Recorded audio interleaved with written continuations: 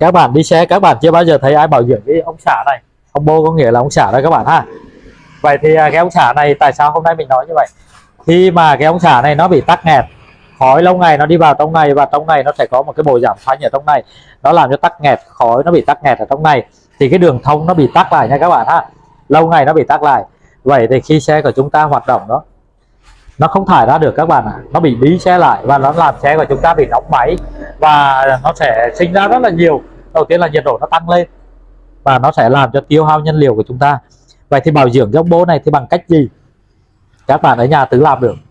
Những chiếc xe đời mới bây giờ thì không còn thể nói được cái từ là zin ở đâu nha các bạn ha. Đây các bạn nhìn thấy không ạ? Ở đây là cái lọc gió zin. Zin nha các bạn ha. Đây mình sẽ, các bạn thấy không ạ? Bụi này, bẩn này, bám này ha. Nhìn ghê sợ không ạ? Cho nên là chúng ta phải nói không với từ zin.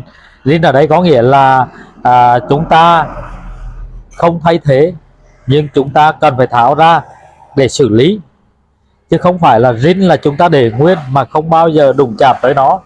Chúng ta phải hiểu sang một cái cách khác và một cái hoàn cảnh khác, và phải nghĩ sang ở một cái không gian khác nha các bạn ha. Đây là không gian của những năm 2024, tất cả đã đổi thay, công nghệ đã lên ngôi, cho nên là mọi thứ đều lên ngôi, tất cả đều là thương mại nha các bạn ha. Vậy bây giờ mình sẽ tìm hiểu nguyên nhân. Nhất xì ở đây các bạn, nhất xì ở ngay vùng này đây, các bạn nhìn thấy không ạ? Đây khu vực của bố thắng, các bạn nhìn thấy không ạ? Nhớt ở trong này mình không phát hiện ra. Nếu nhớt ở trong bộ láp này nó xì ra thì ở bên này nó sẽ có nhớt, còn ở cái càng thắng này thì nó nằm ở bên ngoài đi vào, nhớt không thể nào có nhớt. Và khúc khoáng này mình sẽ loại bỏ không có nhớt. Vậy khoáng này có nhớt, vậy nhớt ở đâu ra? Nó sẽ có hai nguyên nhân. Nguyên nhân đầu tiên là ở cái ống thông hơi này đây các bạn ha. Khi mình đổ nhớt láp, mình đổ quá nhiều vào ở trong nhớt láp, thì nhớt láp nó sẽ phun ngược cái ống này, và nó sẽ làm cho nhớt đổ vào cái mặt này luôn nha các bạn ha. Và một nguyên nhân nữa, đó là một nguyên nhân là cái ti của cái phuộc nhún này nó bị hư. Nhớt ở trong cái ti này nó sẽ chảy xuống và nó sẽ nhiễu ra khu vực này luôn nha các bạn. Cái ti phuộc này các bạn này ha. Vậy là xe này có khả năng một là bị nhớt xì ti phuộc, nhớt là ti phuộc bị xì nha các bạn. Hai là ở cái ống thông hơi nhớt này nó đang gặp vấn đề, và lượng nhớt đổ vào đấy quá nhiều thì nó sẽ xì. Đây các bạn, cách đầu tiên đó là chúng ta, ở đây nó còn có một con cảm biến. Cảm biến này là cảm biến tốc độ đó các bạn ha. Thì ở đây nó cũng có khả năng là nó xì, nhưng mà nếu ở đây nó xì thì nó sẽ đi xuống, nó không thể đi lên ở trên này được, đúng không các bạn? Vậy là nó có thể là xì ở đây ra và ở đây ra. Mình sẽ tiến hành mình trả nhớt số ra và mình căn chỉnh vừa đủ để mình đổ vào đây. Và tiếp theo nữa, ở đây nó còn có một miếng ron các bạn ha. Ở đây các bạn này, đây ở đây còn có một miếng ron đó các bạn thấy nè, một miếng ron này, một miếng ron nó nằm gì ở đây.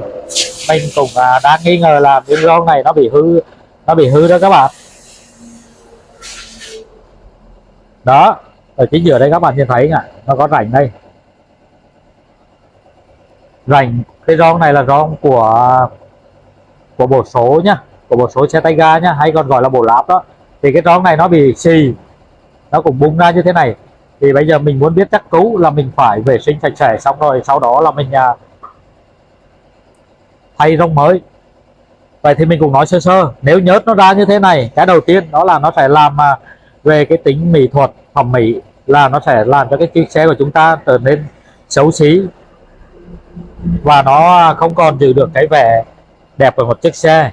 Và cái tiếp theo nữa, khi nhớt nó ra nhiều như thế này thì nó sẽ sinh ra một cái hiện tượng là xe của chúng ta chạy nó bị hú. Bộ số này nó sẽ bị hú số nha các bạn ha. Và tiếp theo là nó sẽ hư cái bộ bạc đàn ở trong này luôn.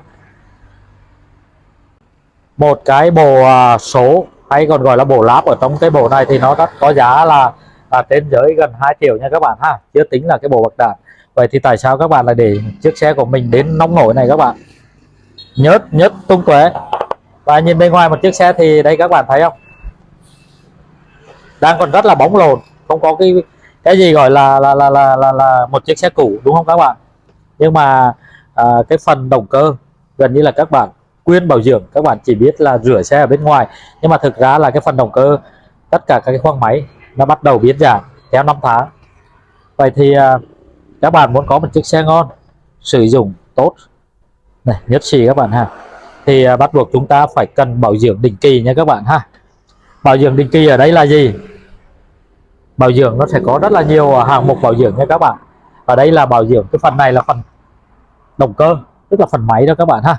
Phần máy thì nó sẽ bao gồm là động cơ mình có thể là bảo dưỡng phần nồi, và mình sẽ kiểm tra tất cả những nơi nào xì nhớt. Và phần nồi xong, khi bảo dưỡng xong phần động cơ, phần nồi xong thì mình sẽ chuyển qua, mình sẽ làm cái phần vô lăng mâm lửa nha các bạn ha. Phần đó nó cũng dơ tắc nghẽn. Rồi tiếp theo nữa là mình sẽ vệ sinh hồng ga và buồng đốt, đó là động cơ nha các bạn ha, và buri.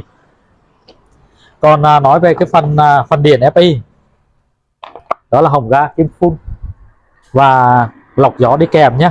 Lọc gió đi kèm mình cũng cần, các bạn sẽ thấy không, một cái lọc gió của một chiếc xe đẹp như thế này mà như thế này thì các bạn nghĩ còn gì. Ôi một chiếc xe. Vậy thì cái lọc gió này nó bị tắc thì chuyện gì nó sẽ xảy ra với điện FI nha các bạn ha. Điện FI thì nó sẽ được làm việc bởi rất là nhiều cảm biến, và ở cái lọc gió này, một cái lượng gió đi vào nó sẽ qua một cái cảm biến. Cảm biến đó là cảm biến cổ hút.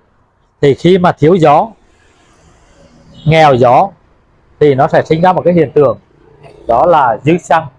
Cảm biến oxy thải ra môi trường nó sẽ dư xăng, đó làm cho cảm biến của chúng ta nhận diện bị sai thông số kỹ thuật, và thời gian phun xăng nó sẽ thay đổi, làm cho xe của chúng ta hoạt động không mượt như mong muốn nha các bạn ha. Đó là về cái phần điện FI. Cho nên khi các bạn đi bảo dưỡng FI thì những cái phần quan trọng nhất đó là những cái phần như lọc gió này, tất cả các cái con cảm biến là chúng ta cần phải vệ sinh lại hết sạch nha các bạn ha.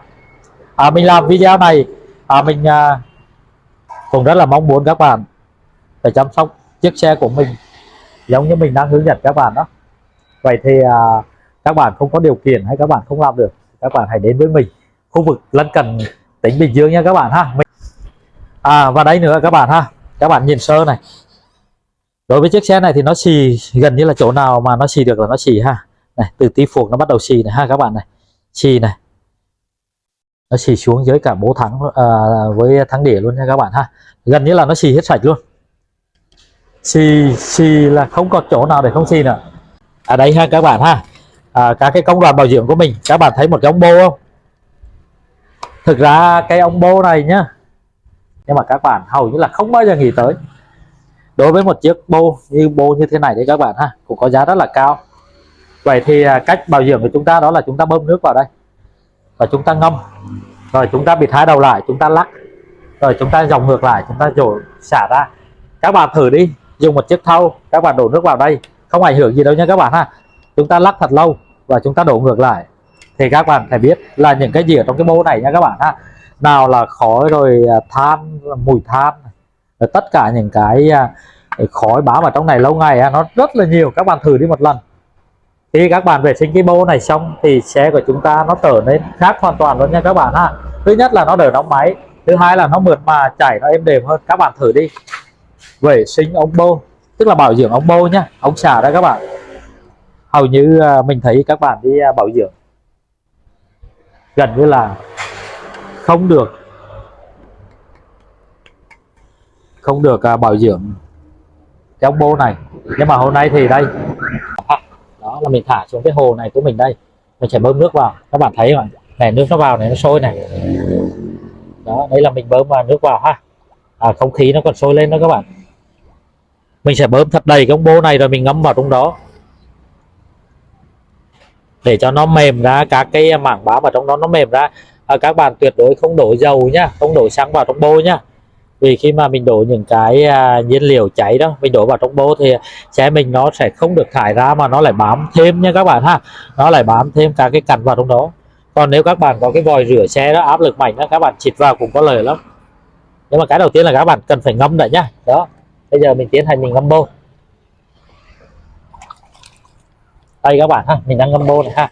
Đó, mình sẽ ngâm cho nó mềm ra đã. Và đối với các bạn đi sửa xe thì hầu như cái lọc gió này sẽ được thay mới. Cái lọc gió này đó là cái mình cứ tưởng tượng là cái bộ lọc gió này á, nó là cái bộ lá phổi của mình, mà thực ra cũng không thể gọi là cái bộ lá phổi được, mà cái này gọi là cái bộ lông mùi của mình. Thì nó đúng hơn, đúng không các bạn? Lông mùi để nó bảo vệ những cái mà không khí dơ mà khi mình hít phải nó sẽ bám lại, thì đấy giống như là cái lỗ mũi của mình thôi. Vậy thì dù các bạn thấy một cái lọc gió mới thì sẽ chạy được một thời gian nó cũng thể dơ lại như thế này. Ở đây hay là ở các nơi khác thì người ta có thể sẽ thấy cái lọc gió mới, nhưng nếu các bạn ở một cái vùng quê nào đó hay là các bạn ở nhà, vì rất là nhiều lý do, có thể là các bạn không mua được cái lọc gió này, thì các bạn có thể vệ sinh. Cách vệ sinh nhá, mình sẽ hướng dẫn với các bạn cách vệ sinh. Các bạn lau cho sạch tất cả các cái mặt này đi. Đó, dùng bằng một miếng giày các bạn lau ha. Lau xong rồi á, các bạn đưa cái lọc gió này đi phơi nắng cho mình, để cho các cái mảng bám này nó khô, nó giòn ra. Rồi sau đó các bạn dùng lật ngược cái lọc gió này đây, các bạn lật ngược lại này, các bạn sẽ gõ xuống một cái mặt phẳng nào đó như gỗ hay là cái nền đó, các bạn gõ nhẹ xuống cho mình, thì tất cả các cái mảng đất bụi đấy nó sẽ rơi ra hết sạch nha các bạn ha. Rồi sau đó các bạn dùng một cái bàn chải nhẹ này, các bạn chải cho mình, chải sạch nha các bạn ha. Đừng có dùng cái vật gì kim loại đâm vào đây nó bị rách nha các bạn ha. Khi mà mình làm chẳng may bị lủng cái lọc gió này thì những cái mảng bám này nó sẽ đi qua được cái lọc gió này, nó sẽ đi vào cái hồng ga, thì nó sẽ làm cho cái hồng ga của chúng ta nó sẽ bị lâu ngày thì nó sẽ làm cho cái hồng ga của chúng ta nó bị tắc nghẽn, và thậm chí là nó sẽ đi vào buồng đốt, nó sẽ làm cho xúc bắp của chúng ta bị canh và bị hở, và làm cho bạc bê tông của chúng ta bị xước và sẽ bị mòn. Thì đó là những cái cách mà biết đâu thì mình hướng dẫn các bạn đến đó. Còn đối với những cái lọc gió này thì gần như là khi mà các bạn đi bảo dưỡng ra ở các cái tiệm hay các cái hẹc lớn thì người ta có thể thay thế, hầu như là tất cả đều bị thay thế và đều được thay thế. Còn nếu như các bạn chưa có điều kiện, các bạn chỉ cần vệ sinh sạch sẽ như mình là ok nha các bạn ha. Và sau đó là các bạn đưa đi phơi nắng nha, phơi nắng cho nó khô cái mặt này, xong các bạn xử lý lại một lần nữa là các bạn xài ok nha các bạn ha. Rồi còn cái khu vực này các bạn cũng cần vệ sinh sạch sẽ. Video của mình nó cũng thời lượng cũng đã rất là dài đấy nữa, nhưng mà mình cũng phải làm thêm, mình cũng phải nói thêm với các bạn. Đây là cặp bố thắng nha các bạn ha. Đây, cặp bố thắng mình đã gửi ra. Đối với cái mặt trái này đây các bạn ha, mình đã mở ra đây thì mình sẽ chia sẻ với các bạn. Các bạn cũng cần xử lý cái mặt trái này cho mình, đó là dùng bằng một cái miếng dây nhám, các bạn sẽ đánh cái mặt này phẳng lại cho mình, hay là các bạn dùng bằng một cái rùa đó các bạn rùa cái mặt này cho mình cho nó sạch nhé. Các bạn đừng có sợ nó mòn, thì lúc đó thì nó hoạt động nó mới có cái lực ma sát nó bám chắc ha. Rồi về phần bố nồi này thì nó cần chuyên môn hơn một tí, đó là các bạn phải cần vệ sinh cái mặt này bằng một miếng nhám nha các bạn ha, cũng y chang bố thắng luôn nha các bạn ha. Rồi còn cái mặt này nữa, cái mặt của cái chuông này nữa, các bạn cũng cần vệ sinh cho mình luôn nhé, bằng giấy nhám. Các bạn phải quay ở những cái video trước mình đã làm rồi. Rồi còn tất cả những cái này đây này, cái này đây, các bạn đưa nước xà bông các bạn rửa sạch cho mình nhé. Ngay cả dây cu loa này cũng vậy. Dây cu loa này thì các bạn cũng cần vệ sinh sạch sẽ. Rồi sau đó các bạn muốn chạy nó êm đó, muốn chạy cho nó mượt đó, thì các bạn dùng cái nến đó, cái sáp đó, các bạn bôi hai cái mặt này cho mình để cho cái dây cu loa nó được êm lại nha các bạn ha. Rồi video của mình chủ yếu là mang tính chia sẻ đến với tất cả các bạn chưa có kiến thức về cái công việc sửa xe, và cũng như là các bạn chưa có kiến thức hiểu biết về động cơ xe máy. Chứ còn thực ra mình làm video này không mong muốn cái gì hơn, đó là cái cách được chia sẻ cộng đồng. Mình cũng rất là cảm ơn các bạn đã đồng hành cùng Tiến Mô Tô trong thời gian vừa qua. Một lần nữa xin chào các bạn, nhớ đăng ký kênh của Tiến Mô Tô nha các bạn.